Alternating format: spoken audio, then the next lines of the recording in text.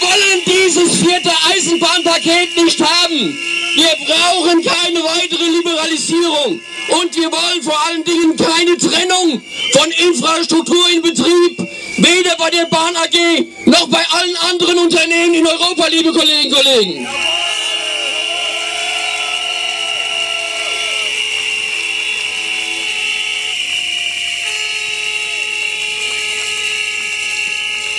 Geht's noch? Das Paket muss zurück. Return. Ja, das machen wir gleich noch. Du musst noch ein bisschen durchhalten.